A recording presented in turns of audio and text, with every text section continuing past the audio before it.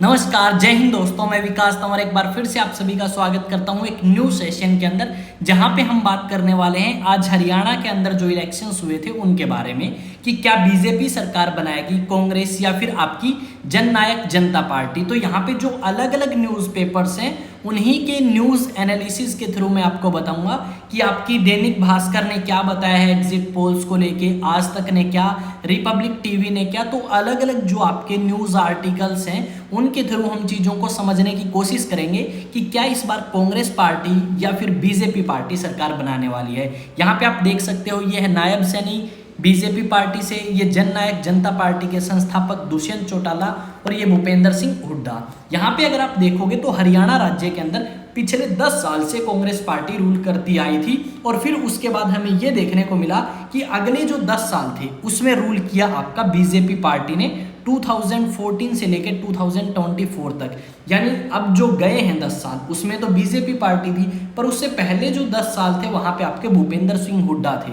और यहाँ पे इस बार जो इलेक्शंस हुए हैं उसमें कहीं ना कहीं ये पता लगता है कि बीजेपी पार्टी हमें कमजोर नजर आएगी हरियाणा के अंदर। और कमजोर नजर आने के बहुत सारे कारण भी हैं। यहाँ पे सबसे ज्यादा कारण है बड़ा आपका अनएम्प्लॉयमेंट या बेरोजगारी। जब तक आपकी बीजेपी पार्टी पावर में रही तो इतनी ज्यादा वैकेंसीज जो है वो फिल नहीं करी गई सरकार के द्वारा, जिसको लेके काफी रोष था। उसके बाद अगर आप देखोगे तो यहाँ पे जो कास्ट फैक्टर था वो भी इस बार काम किया है, कास्ट फैक्टर ने भी, कि जो आपके जनरल कैटेगरी के लोग हैं या फिर आप कह सकते हो जाट और नॉन जाट में जो पॉलिटिक्स चली वो भी काफी काम कर पाई है। और उसके अलावा जो आम नागरिक थे वो भी आपके बीजेपी से परेशान हुए, खास करके यूथ लोग। तो यहाँ पे जो आपके अलग अलग एग्जिट पोल्स हैं वो हमें कहीं ना कहीं ये संकेत देते हैं कि इस बार आपकी जो 10 साल से रूल करती आ रही थी पार्टी बीजेपी, वो में भी सरकार ना बना पाए और इस बार बीजेपी पार्टी को हरियाणा में सरकार बनाने में मुश्किल हो। यहाँ पे अलग अलग आपके जो न्यूज़ चैनल्स हैं उनके एग्जिट पोल के बारे में मैं आपको बताऊंगा।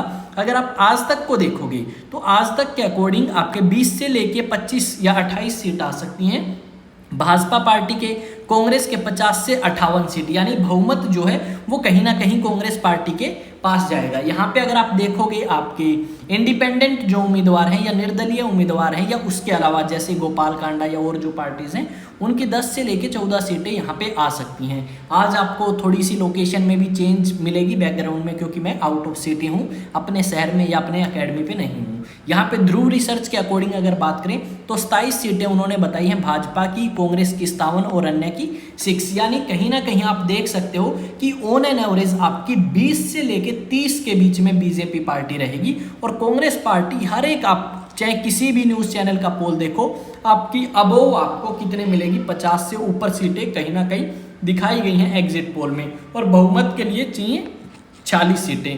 तो हम आइडिया लगा सकते हैं कि इस बार जो पिछले 10 सालों से रूल करती आई है पार्टी, उन्हें परेशानी होगी और मे भी वो इस बार सरकार नहीं बना पाएंगे। और यहाँ पे हमें इस बार कांग्रेस पार्टी की सरकार हरियाणा में देखने को मिल सकती है। अब बात यह आती है कि कांग्रेस अगर जीतती है हरियाणा में तो मे भी मुख्यमंत्री कौन बन सकता है। तो यहाँ पे सबसे ज़्यादा जो संभावना है मुख्यमंत्री की वो पिछली 2 बार तक रह चुके योजनाओं में मुख्यमंत्री भूपेंद्र सिंह हुड्डा जो हैं वो दोबारा पावर में आ सकते हैं। कहीं ना कहीं अगर हम बात करें तो कुमारी शैलजा का नाम भी काफ़ी सुनने में आया है, पर संभावना कम है कि कुमारी शैलजा को मुख्यमंत्री बनाया जाए, क्योंकि वो लोकसभा से मेंबर ऑफ पार्लियामेंट हैं। और पूरी संभावना है कि भूपेंद्र सिंह हुड्डा जो हैं वो मुख्यमंत्री का चेहरा रहने वाले हैं कांग्रेस पार्टी के लिए। और कहीं ना कहीं लोग उन्हीं के नाम पे कांग्रेस पार्टी से इस बार इलेक्शंस में जुड़े भी हैं और काफ़ी आपके लोकल कैंडिडेट भी हैं जो कि काफ़ी पॉपुलर थे।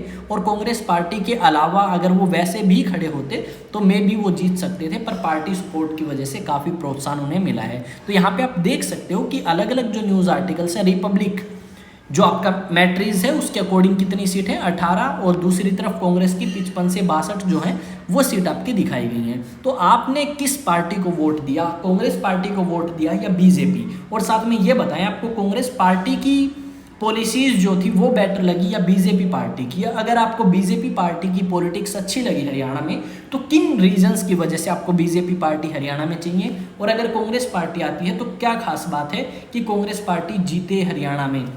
तो आप अपने सजेशंस, अपनी राय, अपने विचार जो हैं वो मुझे कमेंट सेक्शन में बता सकते हैं। दूसरी बात ये भाई, आपके इसी तरीके के जो टॉपिक्स हैं जो हमारे देश से या फिर अंतर्राष्ट्रीय मुद्दों से जुड़े हुए हैं या जो हमारे लिए अहम हैं, ये न्यूज़ में काफ़ी चर्चित हैं, वो अगर आप जानना चाहते हैं तो आप क्या कर सकते हैं, चैनल को सब्सक्राइब कर सकते हैं एग्जाम टॉक्स को, और साथ में अगर आप बात करोगे तो आप मुझे फॉलो कर सकते हैं अलग अलग सोशल मीडिया प्लेटफॉर्म्स पे। यहाँ पे जो काफ़ी बवाल रहा कुछ सीटों को लेके, एक तो भूपेंद्र सिंह हुड्डा की सीट, दूसरी आपके नायब सिंह सैनी, और तीसरे जननायक जनता पार्टी के संस्थापक कौन थे, दुष्यंत चौटाला, और फोर्थ थी आपकी जो रेसलर थी विनेश फोगाट, उनकी सीट्स को लेके काफ़ी चर्चा रही।